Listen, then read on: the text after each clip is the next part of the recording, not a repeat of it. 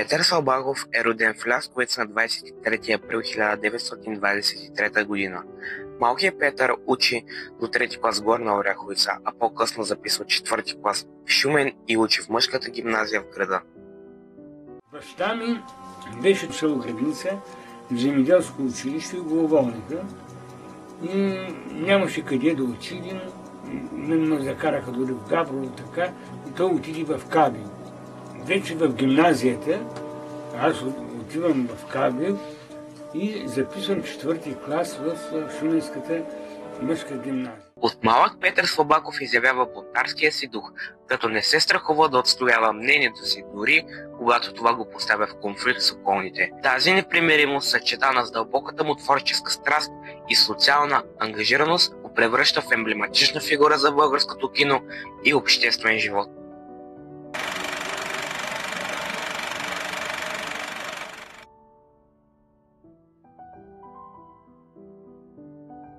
Класът първоначално е открит в началото на новата 1938-1939 учебна година в първата мъжка гимназия в град Шумен с около 40 ученици. Месец след като е открит, той бива закрит. След известно време паралелката отново се открива, само че този път е в девическата гимназия.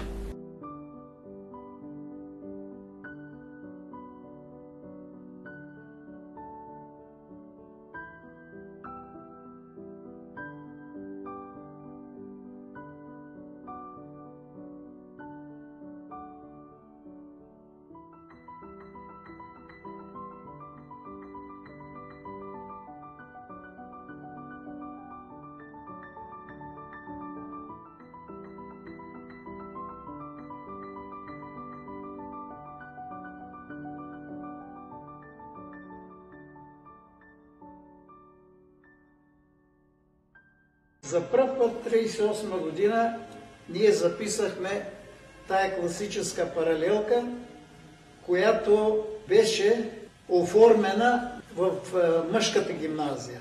Момичетата бяха малки, паралелката отново беше разкрита, но вече на база девическа гимназия на Анчо Попович. Мъжката гимназия и девическата гимназия бяха едни от първите гимназии с реноме в България. Класната ни, тя на мен ми казваше Гарибал. След 9 септември 1944 г. класът изпраща 7 младежа да се бият във Втората световна война. Петър Слабаков е един от тях, участвайки доброволно. Всички се връщат живи и здрави, като Слабак е награден с орден за храброст.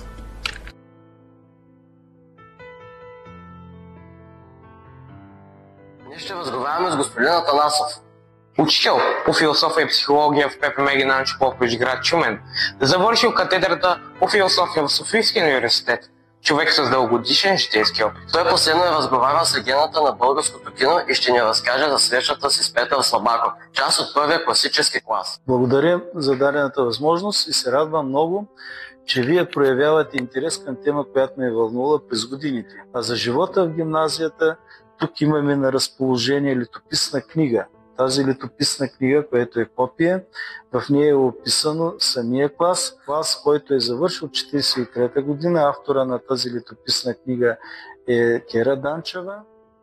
Предавам ви тази книга, за да се запознаете с първия класически клас и живота на Петър Слабаков.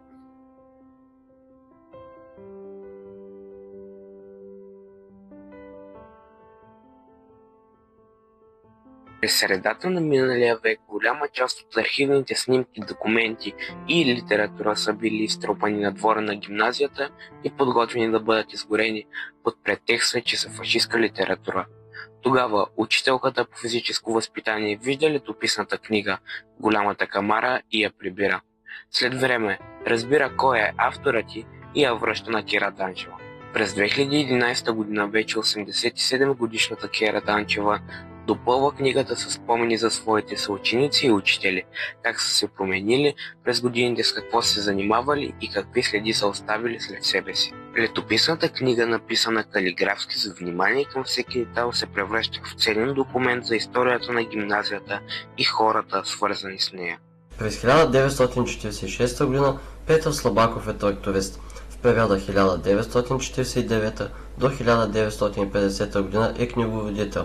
След това е работник в конезавод. Година по-късно, от 1951 до 1952 година работи като ляр. През 1953 година започва работа като статист в драматичния театър Стоян Бъчваров в град Варна. След това се явява на изпит и става актьор. През 1955 година се ражда първия му син – Красимир Слабаков.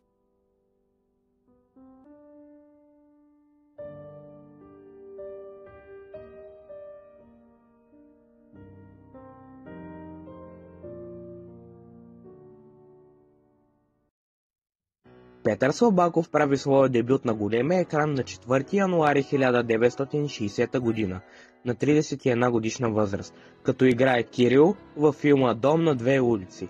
По-късно, същата година, на 13 август, се ражда вторият му син, Андрей Слабаков.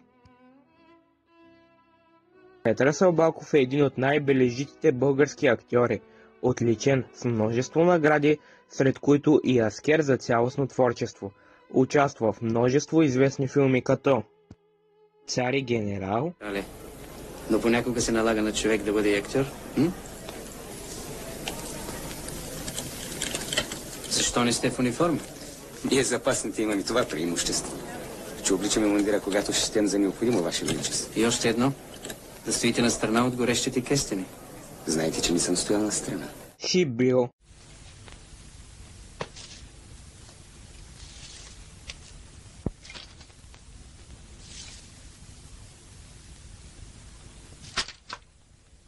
На всеки километър.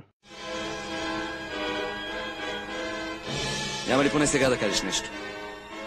А може би си ням? Грях ми на душата, няма да те приложа повече.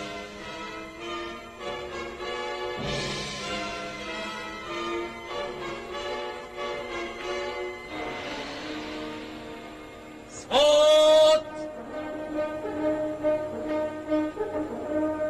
Застрел!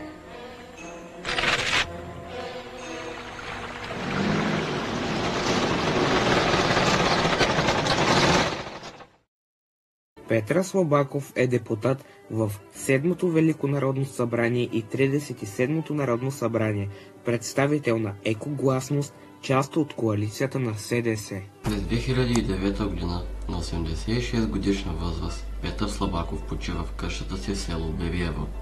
Погребан е в централните софийски гробища. Несъмнено Петър Слабаков ще остане в сърцата на хората като един от най-великите български актьори.